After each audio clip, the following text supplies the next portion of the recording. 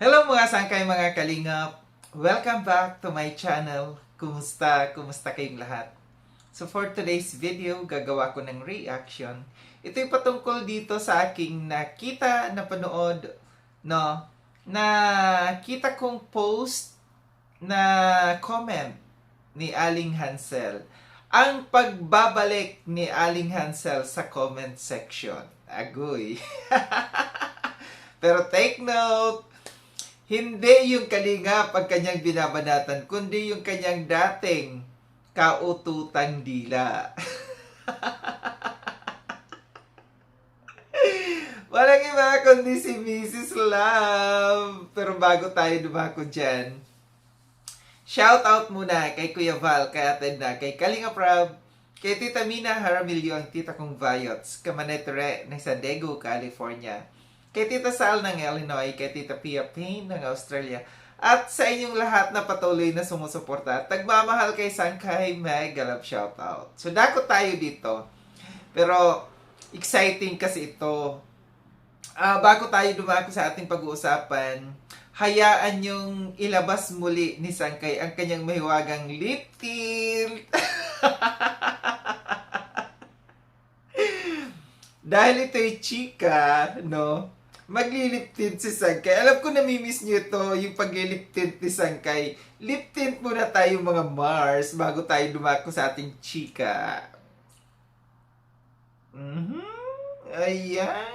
Kapalan natin kasi alam ko namimiss niyo ito. Pak na pak. Ayusin natin. Red lips na naman ang Violet. Eto na mga Mars, no? Basahin ko lang kasi alam ko naman, no, na yung iba dito napanood na sa comment ni ay sa reaction video ni Bopil, no? Gusto ko lamang at saka ito nakita ko ito bago ko nakita yung reaction na ito ni Bopil. Nakita ko ito sa itong post na ito sa Diwata Cares sa FB page, no, ng Diwata Cares 2.0.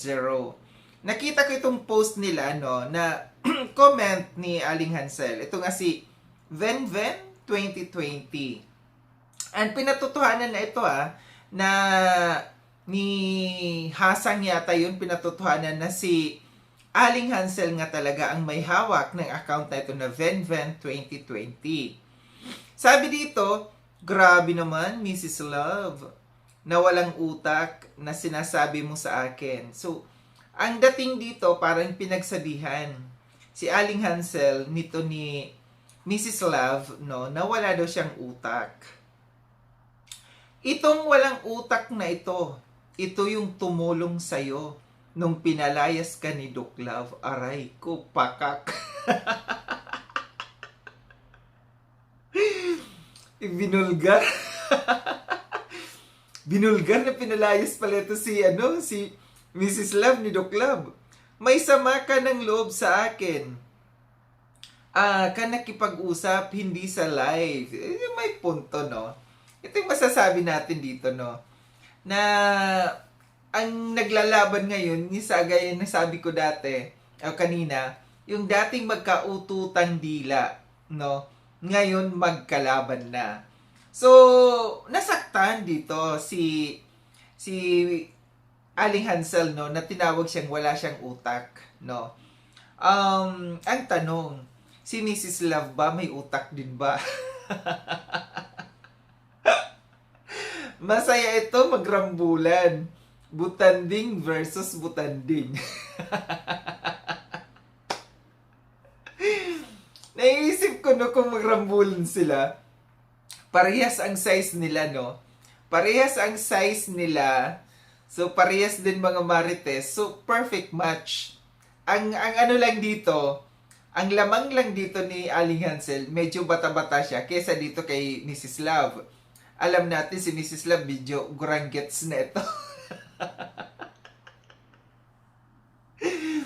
Isang suntok lang yan na mahina na ang mga buto-buto niyan. Unlike dito kay Aling Hansel, medyo bata-bata, hindi pa marupok masyado yung buto nito.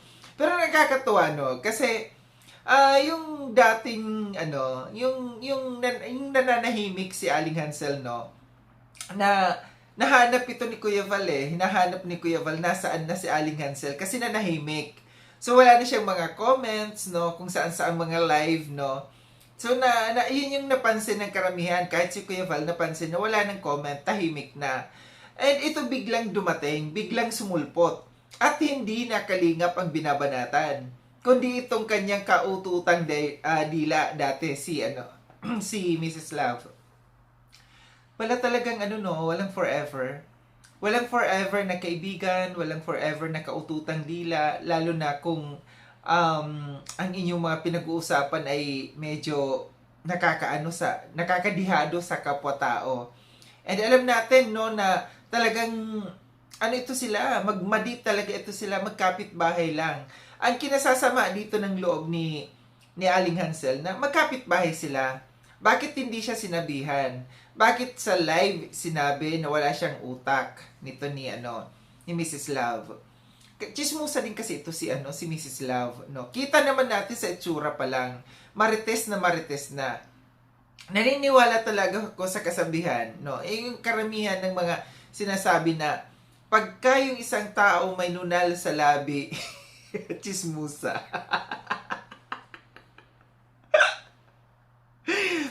Tingnan mo yung nunal ni Mrs. Love dito.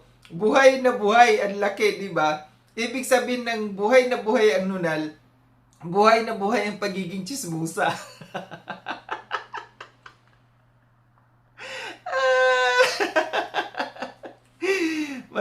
Marites talaga, no? So, dito, binulgar din. May binulgar din dito sa si Aling Hansel. Na pinalayas pala ito ni Duklat si Mrs. Love. Sa bagay, hindi na bago sa atin, di ba? Kasi, meron akong nakitang post doon sa mga old FB account ni Duklat, no? Na meron silang na nagkaroon dito sila ng nagkahiwalay yata ito silang mag-asawa dati dahil meron silang issue. And hindi lang basta-basta na naghiwalay, kundi nagkaroon sila ng pag-uusap sa korte, no? Nakita ko ito doon sa kanyang lumang FB, no, na may ipinost pa ito ni Duklat noon. And may kopya tayo diyan, no, ng kanyang pinost na pangyayari nila ni Mrs. Love. Pero nagkaayos sila. Kaya nga hindi na ako nagtaka dito kung itong ibinulgar na ito ni Aling Hansel na pinalayas ito si Mrs. Love ni Duklat, no? Kasi meron na ganun sila, meron na silang matinding hidwaan ng mag-asawa, nagkaayos na lang. So kung nangyari yung noon, malamang sa malamang pwedeng gawin din, no, ni Duklat ngayon sa kanyang asawa dito kay Mrs. Love, no. May mga alam ito si Ali Hansel sa kanila. So yung lang dito, ang kinasasama lang talaga, alam ko na mahidwaan na silang pamilya, no. Yung magkakapit-bahay lang sila. Ito yung sinasabi niya na magkapit-bahay lang sila. Bakit hindi sabihin sa kanya in person? No, bakit kailangan sabihin sa social media, sa kanyang live? Mahirap talaga, no.